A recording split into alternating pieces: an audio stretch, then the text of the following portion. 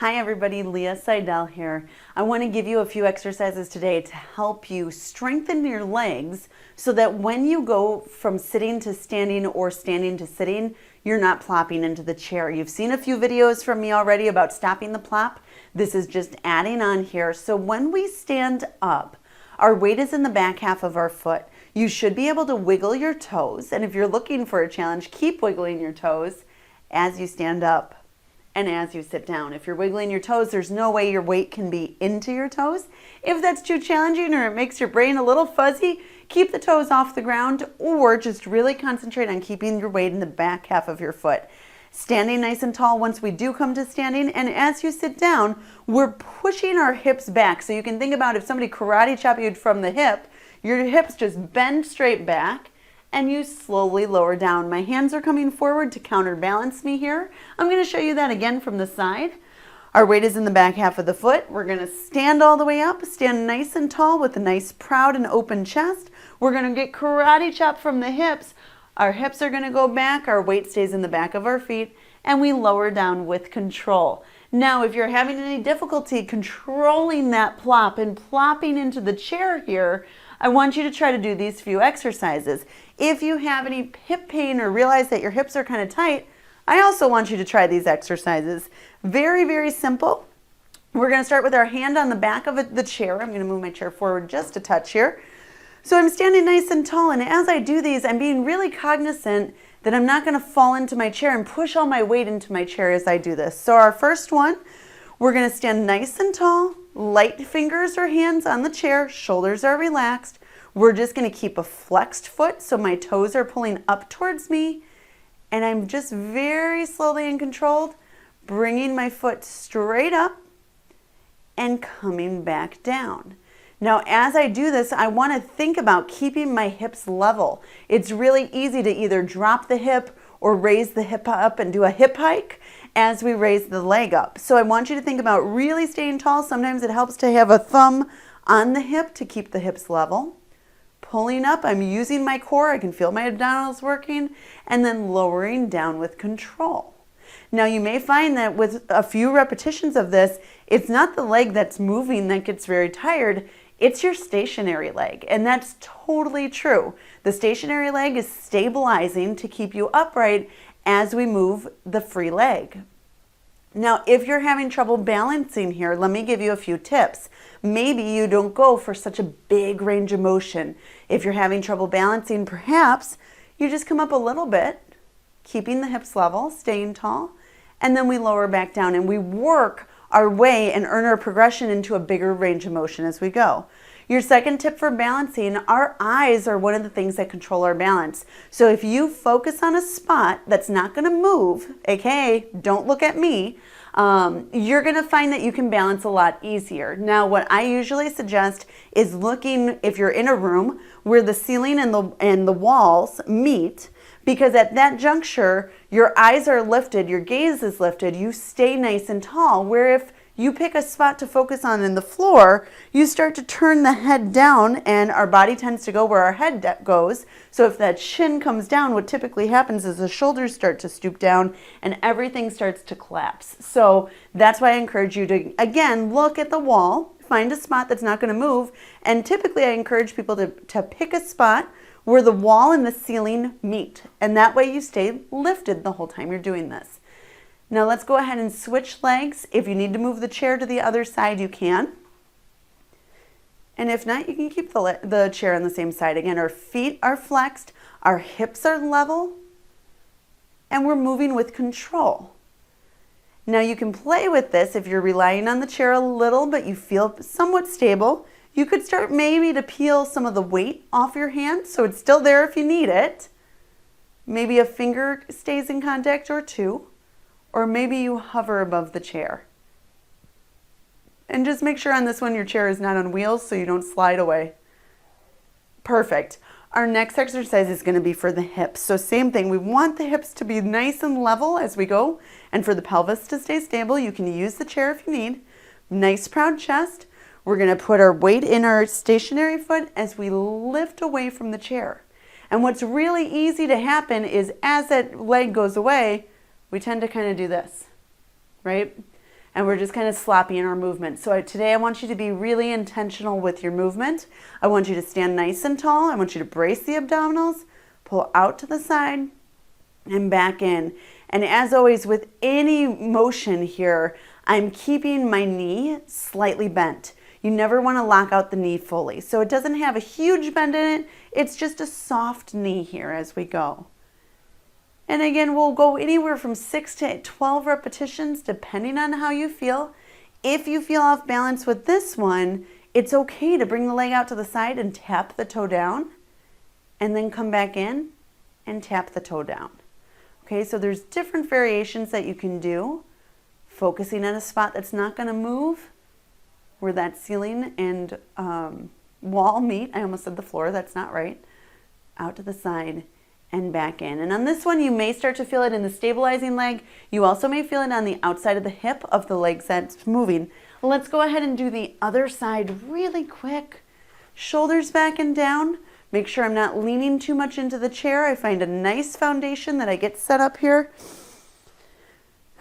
And then I'm pulling the leg out to the side and coming back in. Again, if the balance is an issue, I'm tapping the leg out and tapping the leg in.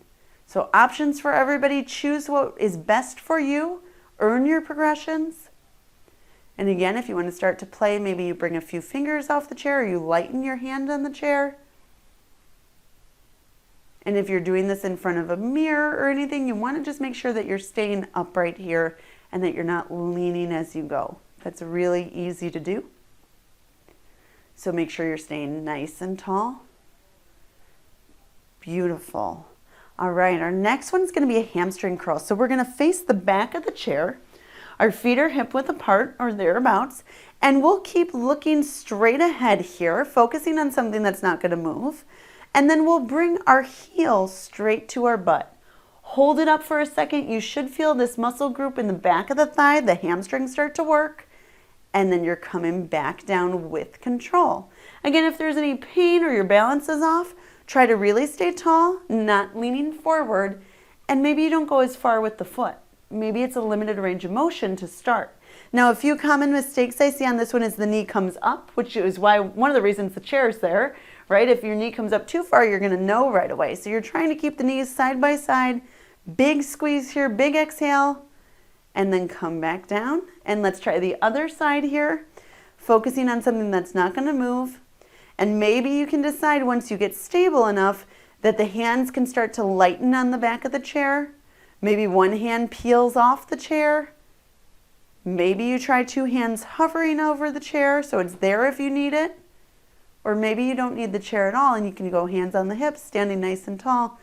Big squeeze and then coming back down. So you should have felt that on the base leg that was standing still, and then on the back of the hamstring here, on the back of the upper thigh, as you did your curls. All right, our last one here in this series is going to be a leg extension, or a hip extension, I should say, excuse me.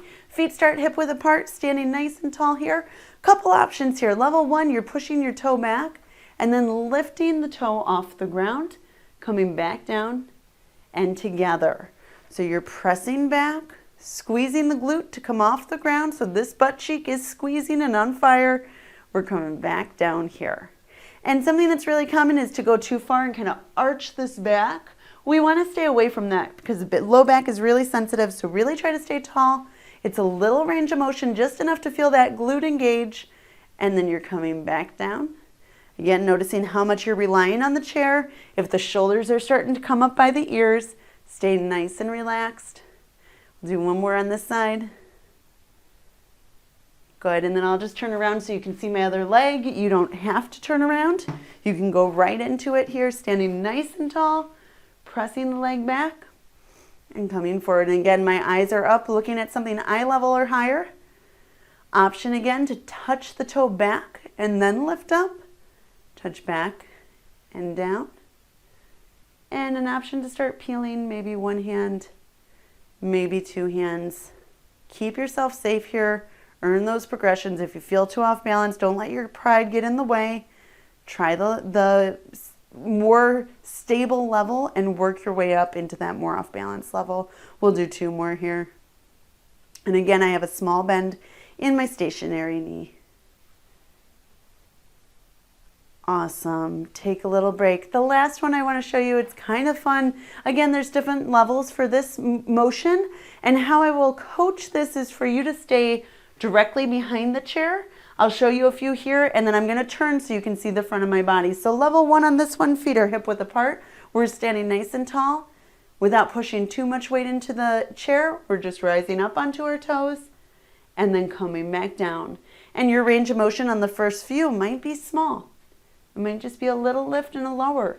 And then as you get more comfortable, you can raise a little higher. If you feel steady, you can raise a little higher and then come back down. Now again, I want you to stay in this position with both hands on the chair for our next one. I'm turning to the side so that you can see what I'm doing, okay? So I'm being risky here. Hopefully I don't fall over. Only one hand on the chair. Here we go. Feet are hip width apart. We're going to raise our heels up again. So I want a nice proud chest. Think about leading with the crown of your head. Pull everything in and up. Get as high as you feel comfortable and stable at. And then I want you to shift your weight into one side. Shift your weight into the other side. Shift your weight center. And then lower down. So let me show you that again. Raising up onto the toes. As high as you're comfortable, it doesn't have to be a ton. We're going to shift our weight to one side, shift our weight to the other side, noticing how much weight we're putting into the chair, staying in control, because if you go too far, you're going to fall over. So make sure you're staying within where you can go here as you shift. Coming back to center and then slowly lowering down. We'll do that one more time, and this time we're going to go the opposite way first. So you'll want to alternate which side you start the shift with. So coming on up, staying nice and tall, getting stable here, finding that foundation, focusing on something that's not going to move. I'm going to shift the opposite way, far as I can while still feeling steady, and then I'm going to shift to the other side. And again, you can play with how much weight you have on the chair.